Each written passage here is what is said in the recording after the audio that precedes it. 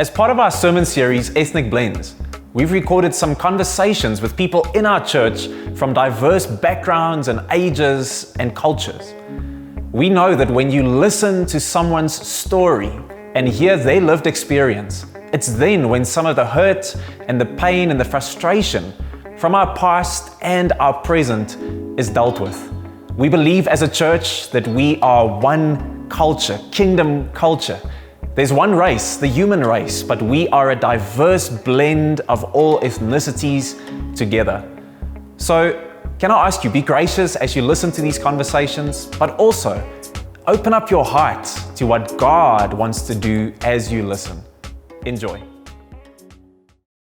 Cool. Manelisi, it's great being with you today, and I think we're going to have some conversations and just converse a bit. And I think it's on a topic that is super crucial and relevant for us and where we are. And what I do appreciate just about us is that we've actually had similar conversations to the one that we're going to have now, and I'm actually excited for it. So just thank you so much for joining us this morning. I want to start off by asking you to tell us a little bit about just your background growing up in South Africa, in sunny South Africa. What has been some of the experiences in just growing up? I'm a young boy, straight from Mpumalanga, in a small town called Mlomo. I grew up in a suburban area of that small town. High school was a double medium kind of high school. Primary was fully English. In that context, it's different. All white teachers, of course. Where my primary school was primarily black kids all around, but English or white Afrikaans teachers. And then in high school, it was more of a mix. It's the first time I encountered a lot of white people in one space. It wasn't at a Juanita Duplessis concert. Oh, wow. That's like up there, dude. It's not even, that's like way up there. So, and then, it was a different experience for me. Just growing up in that suburb brought a different view on what society is. I say that when you're young, your surroundings form your perspective, you know what I mean? And your interaction with those surroundings is very pure. So what you receive then is what shapes your mind. And then, life changes that as you encounter new experiences. So I went through those changes. I went from, this is cool. White people are cool. It's a quiet neighborhood. No one's outside. I had some interactions. I had some friends there and families that would welcome me into their households. Some that wouldn't. Like I had two friends that I used to skateboard with while I was in primary school. Right? I used to skateboard, bro. How we never had culture, bro? How have we never had that conversation? Because I don't know. Okay. I don't know. We'll circle back to that. We'll get to that, and we'll get there. We'll probably have some boards. That's skating in Armelo. Yeah, dude. Revelations. Like I had a friend who had a father who was willing to build us a skate park if we wanted to. Back to that, definitely. We had an indoor skate park, like makeshift. Like one of my neighbors, my next door neighbor had like a young business where he'd take the sports hall and turn it into a skate park. But you were saying you actually denied or like kept at arm's length from. I was saying that, I had two friends that I used to skate with. One who's both white, one whose mom would welcome me very much in the household, and the other who thought of me as a criminal, essentially, who didn't trust my presence there. So you think 12, 13, 11-year-old in your household and you think he's going to do something. But I guess that was her experience. But I was blinded to that. Always had a positive and altruistic view to people in general. My interactions weren't only in the suburbs. I'd also have friends in other places in town, in the townships as well. And I was still blind to the different context as a kid. When I got to high school was when I really saw, the racial division being a real thing. Besides it being the first place where I saw a lot of white people in one space, It was also a place where I saw that there is a divide between black and white that I never experienced as a young kid. Not even in primary, because those teachers had too much contact with black kids to think otherwise. And it was just pure love from their side. They really loved what they were doing, and they loved us, and they really invested in us. So going to a high school where that kind of political power plays in play, and it was there, changed the way I see things. And then I got to see what it means to the town as a whole. Yeah. And I was like, okay, this thing actually exists. This is crazy. Yeah. So I'd actually just like to hear, like, how's that view been changed? Like how from, you said you were like actually oblivious, and you slowly started seeing, well, something isn't right. And the more you kind of like look at society, like you said, and especially in education and in school, you saw certain things. And how did that view actually like change over the years and progress up until actually where it is now? If you look like if you look at South Africa, what do you see? Like, what are some of the things that you experience just from our country? I think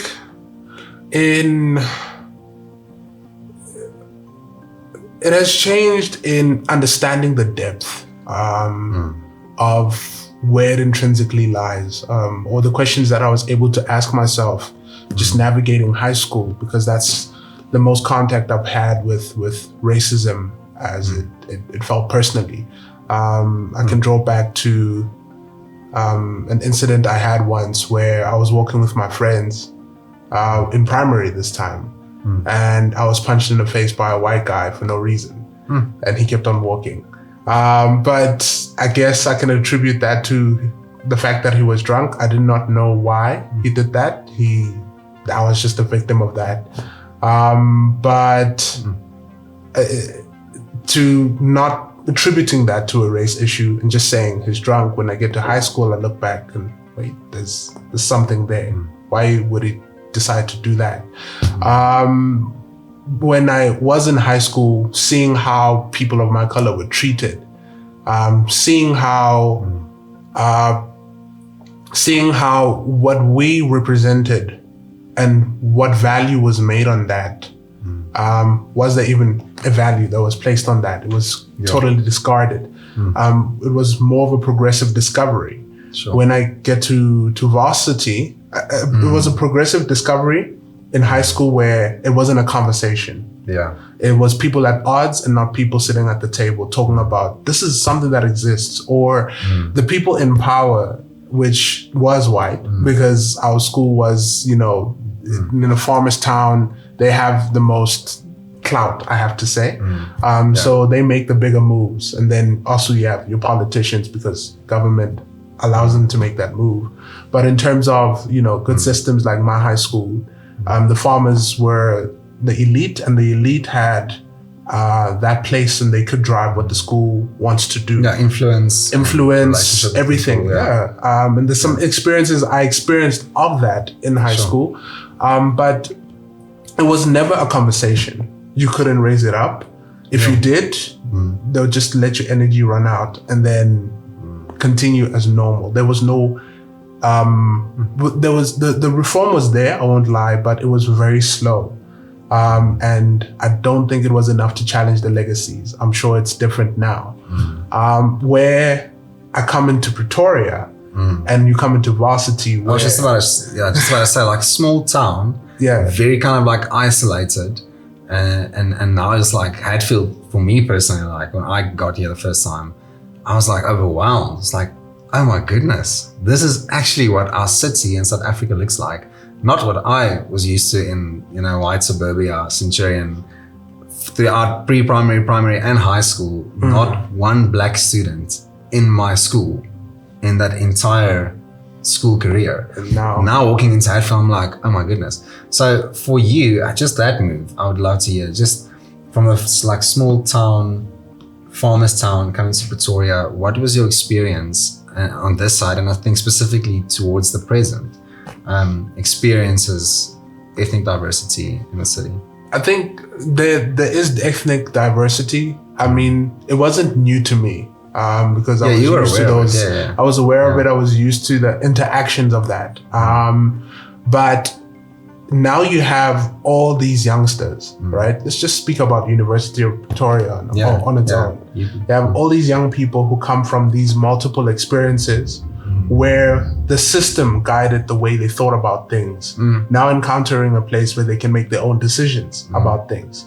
So I came into the protest era, right? Yeah. Where Fees Must Fall was at its prime. Yeah. And that obviously sparked racial conversations, and people had to ask themselves where they stand. And realizing, and then you have Afrikaans Must Fall after that, and you're like, this racial conversation is now in your face. You can't go outside and avoid it.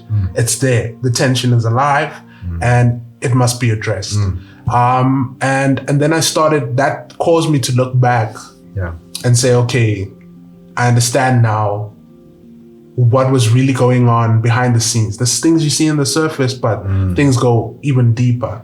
But in the same breath, in Pretoria, I saw more people fight for each other than against each other than I've ever seen before. Even though the majority was people fighting against one another.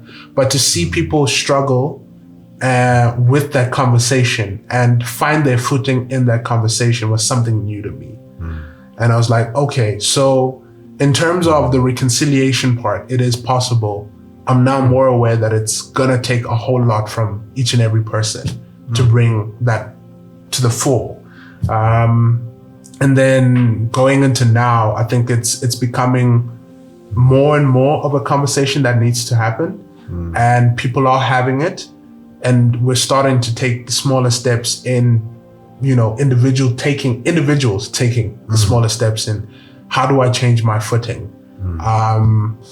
It's like that. It's literally breaking away all you've known as you were growing up, especially if you come from a small town that doesn't deal with racism, and it just lives there, into a place that forces you to deal with it because you're gonna encounter people.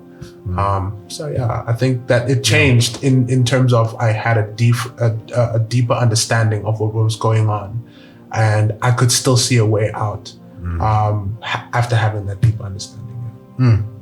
Hectic. I think obviously it goes without saying that I think specifically for you, you faced some hardships in your life, and I think a lot of it as ripple effects of a broken society and just, like you said, systematic racism that is so like in your face. You can't be oblivious to it. What are some of the highs and lows that you've faced? Are there certain lived experiences or stuff that you would want to share?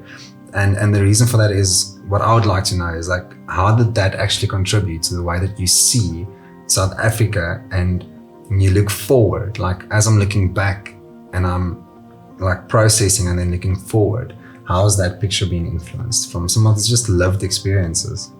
Yeah, highs and lows. You don't have to necessarily specifically mention, but just saying as a low, this is how it affected me. As a high, that one or two things, that's how it affected me. I think the low in itself is status quo.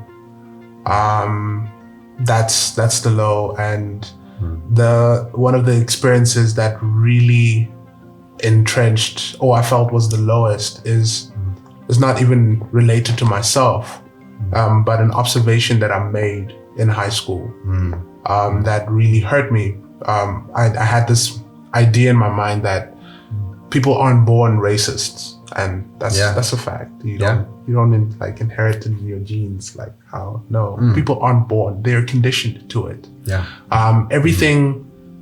Every genetic. Everything you have genetically is a disposition, but it has to be conditioned into manifesting into who you are. And it can be changed. To realize that, let me explain the situation. I think it was grade 10 or 11, where the grade 8s are coming into high school, right? They have the same experience that I have. It's a new world. It's a new view. But they have their legacies from their primary experiences, those pure experiences. So there was these two girls in high school that were, they were one. Best friends. They were there. They were the same WhatsApp group, you couldn't separate them. I mean, you could see there's just pure love in that area. Yeah. And next thing you know, it just took a quarter. So one of them was living in a hostel and the other was living in town. The hostel, just to give context, is predominantly white. White culture prevails in that space. In our high school, black wasn't even supposed to be in that space. You weren't allowed. I mean, there were systems like people would try and apply. You'd hear stories of people, we applied, my parents applied. I spoke to some parents and I said, did you apply for a hostel? And like, yeah, but they tell me there's no space. Where, when I was first team, we literally had places to sleep there over the weekends.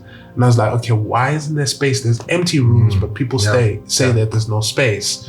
And, you'd hear other teachers who would explain to you, no, they don't want you to enter that space. And it was just an ecosystem of white people. And you want to propagate white culture in that space. And then she was in there, and then the black girl was in town, obviously, coming into school every day.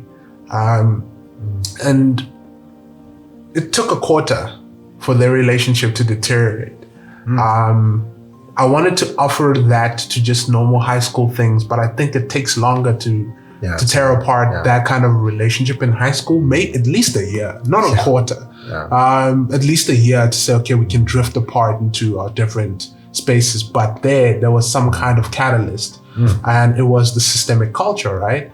And that was also informed by instances that I had as well, where I understood that if you had a relation with someone who was black and it was seen as a loving relation, not just a tolerance one, you could get isolated. You were seen as underclassed in a sense.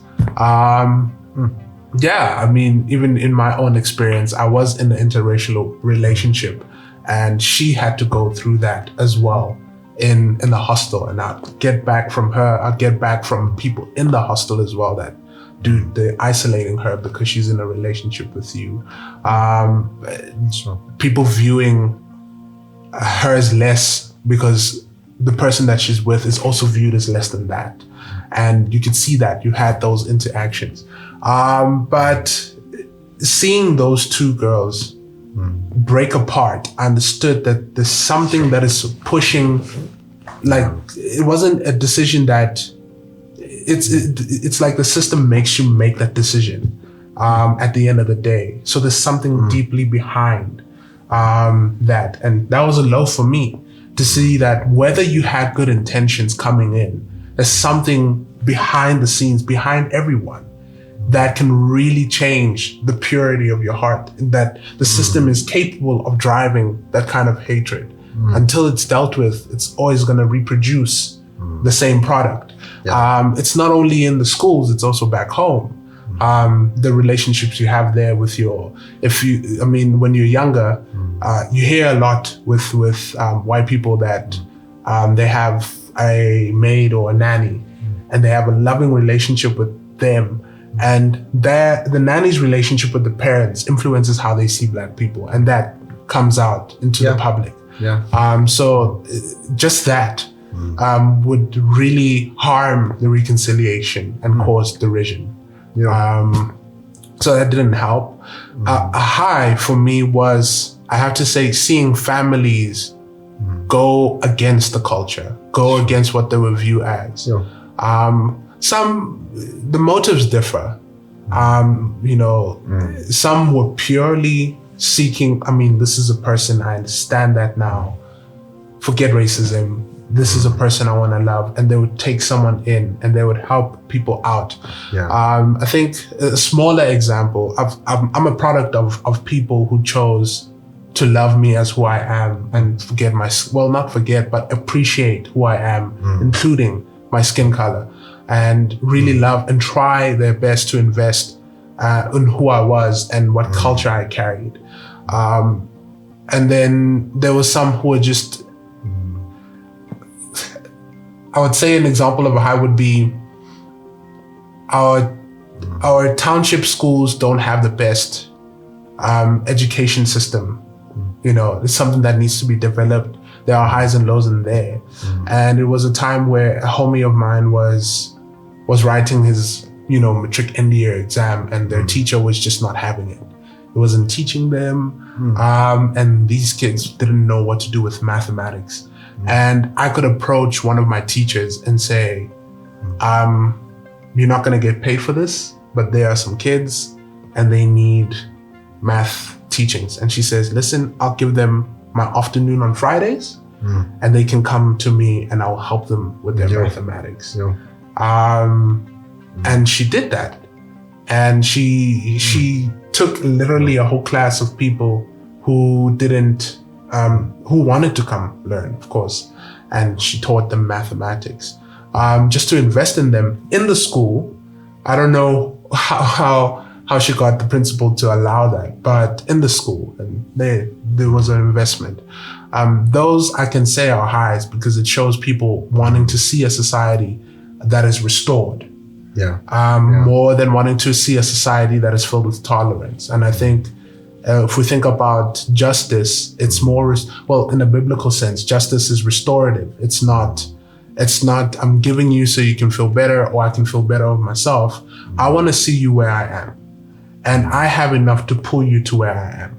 I'm not just going to hand over things so you can stay where you are.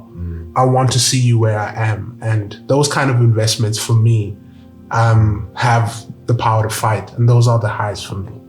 Yeah, that's good. I think just a sideline question, and I think that's what I'm getting from you is, as we look forward in our country specifically, and I think as young people even, I can't account for all the generations, but for us as young people, what would you see as necessary essentials when it comes to having authentic relationships with people? An ethnic blend that is not just, like you said, tolerated, but actually celebrated and loved and honored. What would you say, just as you're looking forward, dude, in our country specifically, what is essential? Like, dude, these are what we need for our future. Secular or Christian answer? Because both. There's both. Yeah. I think engagement, a commitment to engagement. Yeah. Just as a whole. Yeah. I feel contact is the way to really destroy a lot of things. I mean, contact can create a lot of things. Yeah. As you see, the system was able to engage with the young girl in the hostel and create a perception that caused her to lose someone she loved deeply. Where the same thing can challenge people's views and beliefs. There's a lot of people who in high school saw me a certain way, treated me a certain way, and after high school they have a different demeanor. And that's not because they grew up. I don't know about how do you grow up from something, but it's because someone engaged them and challenged their beliefs.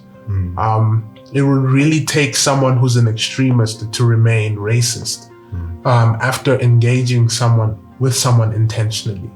That's good. Taking into account that a lot of our biases and experiences do inform the way we see the world today. But constant engagement can take that away. If you're isolated from the other race, you'll never know them well. It's easy if I'm chilling with just black people and then a white guy punches me in the face to say that all white people are racist.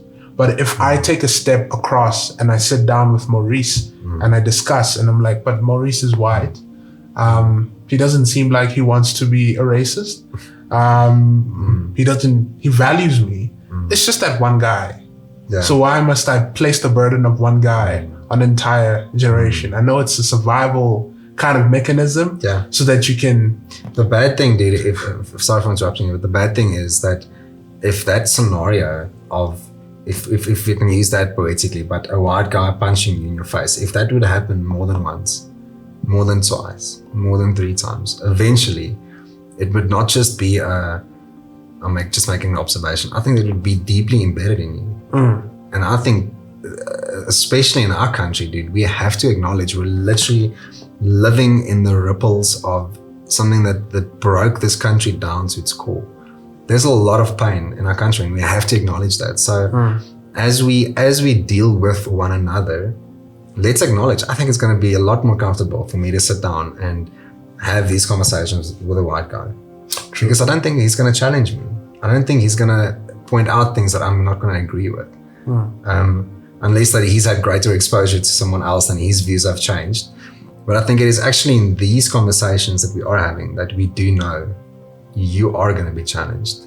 You are going to have to sit down and say, dude, I have no idea what you're speaking about, because I did not know that. I did not see, I never experienced that. And then you say, well, yeah, that happened and that was the truth. And now we have greater perspective. And I think that's the one thing that tolerance, I think tolerance is something easy to do. And it's easy to like tolerate a screaming harida or whatever. But I think having greater perspective and saying, you know what, it's not just about tolerizing, it's actually about, I have that same value for whatever circumstance or culture or heritage or background, way of thinking, way of doing, way of speaking, whatever it is, I have not just the acknowledgement of it, the awareness of it, but I actually value it. I think if we can get at that point, it's only going to come through, I think, like we're doing now, intentional conversations and actually building relationship. Just one quick thing, I spoke with Marion, and she mentioned that literally one of her first friends in grade 1 was a black girl, and contrast that to my upbringing, where none of my friends, none of the people that I knew were black. I think she had a greater perspective and propensity to engage with other cultures than I had. And I think I grew up in such a conservative environment, and honestly, I told her when I stepped into Hatfield, I felt robbed, I felt robbed. Like, this has been something that's been kind of like, I don't think anyone specifically intentionally kept it from me, but I think it was something that I felt like, man, I missed out. I missed out on experiencing other people and other cultures that would have enriched my life and broadened my perspective. And I think it sounds cheap and easily coming from me now, because I never grew up in apartheid. I never knew what it was like. I never saw signage saying whites only. I never walked into a res saying hush hush, but sorry dude, you're not gonna live here. I never experienced that, and you did. So I think it comes down to, you're gonna have to get exposed to other cultures and other ethnicities for you to see what they see. Yeah, I'd like to add to that. It's a personal initiative that people have to take. I mean, we can't drive it in society. We can influence it by creating spaces where people see that this is possible. But it's going to be a personal initiative. I think a deeper thing also needed within those spaces is a massive amount of grace. I remember the whole George Floyd situation that sparked a deeper conversation for us and Black our Lives Matter context. and all of that, dude. Yeah. So BLM really opening something up there, and I was asking God about, dude, how do I now engage with my white brothers and sisters, and the questions that are going to come out of there, because everyone was fighting. We were fighting in ourselves to say, how can you guys allow this to exist? How can you? I mean, there's situations in America where churches are fighting for the system to remain as it is, and how does that influence, the black brethren?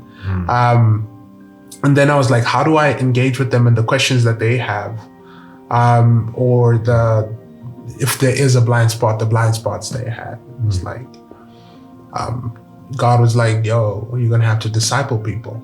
It's not only, it is their initiative to take up to have an intention to change, but they need someone who's going to be able to walk with them beyond past that, to disciple them out of racism as one of the many sins that we have. So just as you disciple an alcoholic, I said that in Afrikaans. I heard it. Out of his addiction, you have to disciple this perspective out of the person who's grown up and has been conditioned to it, and that's going to require a massive amount of grace. They're not going to get it right the first time, or the second time, or the third time, or the fourth time, and you need to have enough grace to see that there's a time where they won't need to do it right, per se. But then it will be coming natural from them, and I was challenged by that. I always thought it was something that you guys had to get over, and actually, hey, take responsibility, be accountable. But I can also form a part of that solution by walking with you in that. What that looks like is not just pandering to you or flattering you into it, but actually having hard conversations. Whenever you miss the mark, not to now judge you forever on that missed mark, but to help you address, to help you repent. Because ultimately, from any sin, we need to repent, right? And repentance doesn't come easy. Repentance requires the love of Jesus, so that people can learn how to turn to Jesus, see him, and then change from their ways, right? So I have a part to play as well, as you, just to answer the question that you had of what can be done. No, I think what you said now is it's so powerful, dude. And I think the thing that makes me excited, the thing that I get excited about, is that I know that this is not a lost cause. And I think for years of my life, I thought that the racial tension and condition of our country is a lost cause, and we're never going to beat this thing. And I wanna say now that I differ with myself. I think we do have. I think we've got a mission. I think we've got a calling to do so, to change. And like you said, very intentionally. And I loved when you said through discipleship. Because this isn't a political drive. This isn't something else, agenda of some sorts. It is, guys, this is our mission. This is our calling. This is why we are in our country at the moment. So anyway, I think we can talk for a few more hours if time will allow us. But I think that is our time for now. But thank you so much for sharing, Mana. I appreciate it. Thank you so much, dude. Thank you for having me, bro.